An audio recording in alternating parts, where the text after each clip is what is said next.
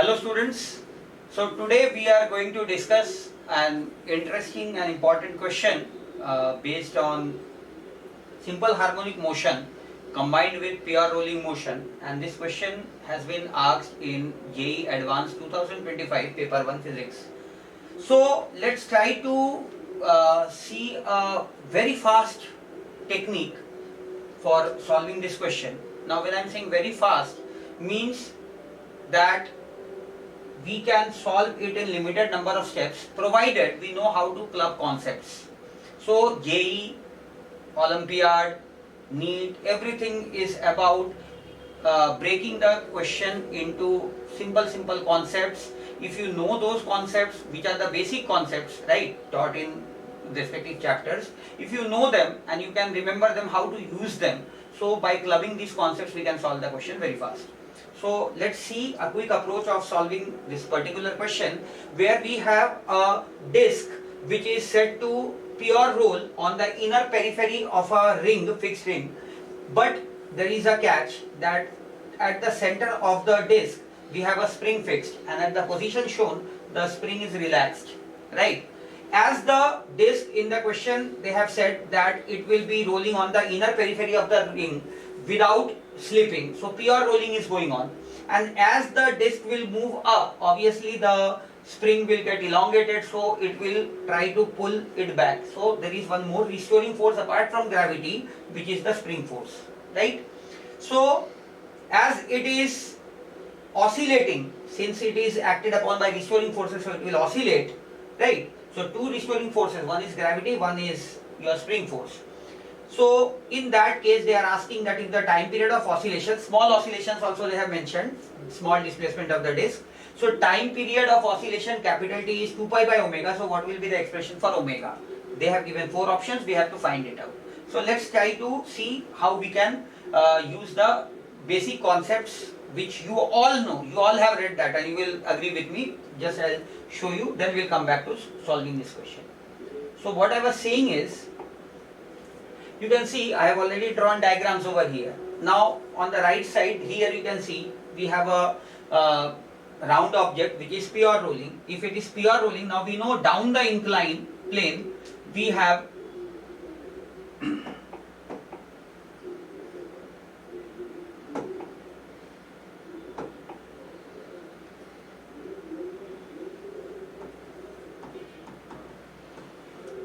mg sin theta, right? And up the inclined plane, pure rolling always along inclined plane, friction will be static, not kinetic, there is no slipping, and it will act up the inclined plane. So it will provide torque, and with mg sin theta it will provide center of mass acceleration also. So we know center of mass acceleration ACM, and angular acceleration alpha, which is obtained by the torque equation. Force equation will give you ACM and torque equation will give you alpha. So ACM we know in case of pure rolling, if it is having a radius r, so ACM is alpha r. Clear? Now you know what is the expression for ACM. ACM we write g sin theta by 1 plus ICM by mr square. Clear? This is known to us. And now only the numerator part, let's see how g sin theta comes. Can you see that along the inclined plane we are having this force mg sin theta. Let's call this as F parallel. So acting on the center of mass, FCM parallel to the inclined plane.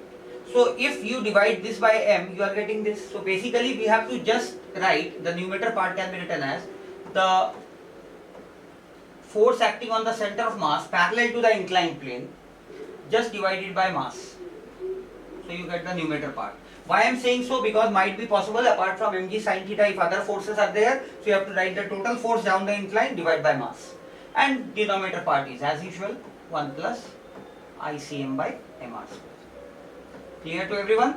And if angle theta is small, then sin theta we know can be approximated as theta, where theta is in radians.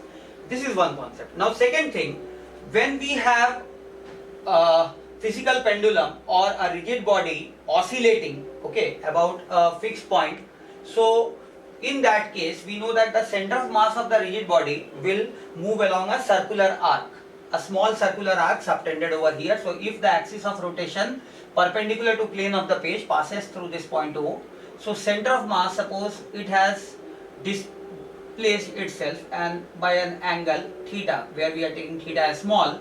So we know that center of mass, suppose at any instant, if it has an acceleration tangent to the circular arc, so this is the tangential acceleration, suppose we know its value.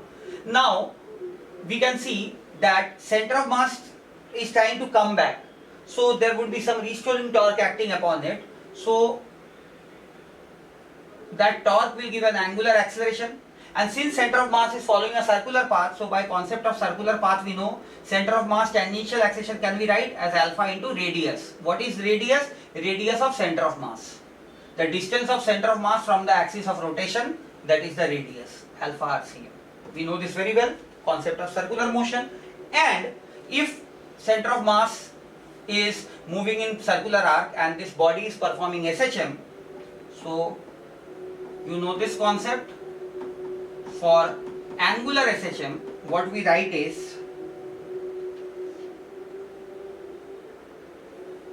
alpha is omega square theta. Now alpha opposite to theta, so when we are taking the magnitude, we will just be focusing on the magnitudes of alpha, omega square and theta. Minus sign we use in SHM just to show that they are opposite in direction. We already have seen that they are in opposite direction, so we just take the magnitude over here. So mod alpha is omega square mod theta, right? So this is the concept of SHM, and this omega is called as angular frequency, and the time period of SHM we know is 2 pi by omega. So these are the basic concepts which we all know. Now let's come back to the question and see how we can use this concept over here. Well, if you see over here, the center of mass in this case of the disc is moving up. So as the center of mass of the disc goes to this position, so the spring which is attached to it, it will also move. So the spring elongates by a distance x. So now if this small angular displacement, suppose we are considering as theta, so you can see that the spring is attached to the center of mass. Center of mass has moved over here. So the spring's elongation x. Now what is RCM if this is O? Can you see RCM is nothing but capital R minus small r. Total is capital R, radius of the disc is small r. So center of mass radius will be capital R minus small r. And what is x? Arc length. The spring's elongation is nothing but the arc length, which is equals to RCM into theta. Or we can write R minus R into theta. So let's tell it over here only, theta is very small. So if theta is very small, we can go by the approximation. Sin theta and tan theta will be approximately theta. Okay? So once we know this, let's now check the case. As the disc is pure rolling, so here when the disc is at a particular position, so its center of mass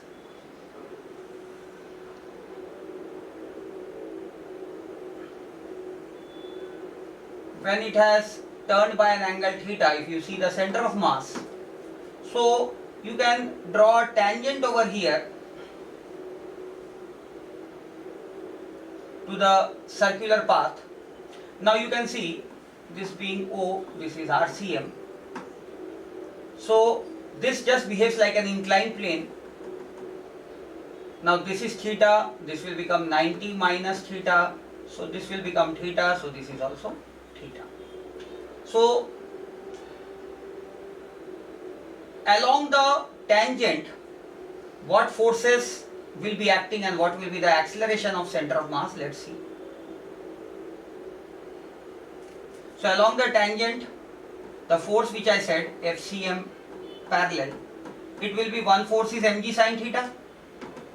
And since the spring has elongated by x, so the spring force will be also acting along the tangent downwards. So plus kx. This is FCM parallel. So if you see the center of mass acceleration, this is where tangential to the path. So tangential acceleration of center of mass, as I said, is FCM parallel by m divided by 1 plus ICM upon mr square. Now you know for disk, ICM for disk is what? mr squared upon 2. mr square by 2. So if you substitute here mr square by 2, so this whole term can become 1 by 2. That means we can say from here the center of mass acceleration tangential direction will become 1 plus 1 by 2 is 3 by 2, 2 goes up, 2 by 3, FCM parallel by m. FCM parallel by m, if you write G, now small angle sin theta is theta only, so G theta mm cancels plus K x, what is x? R minus small r theta by m. Now this is the expression for AC. But we know that if we take the angular acceleration of center of mass about this point, which is alpha, so we can write ACM tangential as alpha into radius RCM. What is RCM beta? R minus small r. That's it. So from here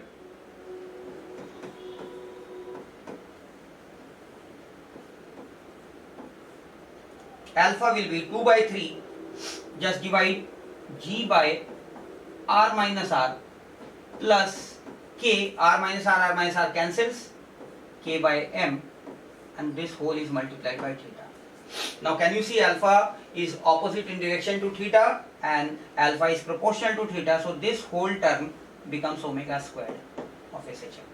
So once you get this omega square, omega is simply the root under of this. So root under 2 by 3 G by R minus R plus K by M. If you closely check the options, you will see it is nothing but the first option. So omega square is this, so omega will be just root of this. So see how quickly we were able to solve this question. So that will be all. If you understood and you like this video, please share with your friends, do subscribe and ask them also to like and subscribe. So that will be all. So stay tuned and we'll be dealing with more concepts, more interesting problems in the upcoming videos. Thank you.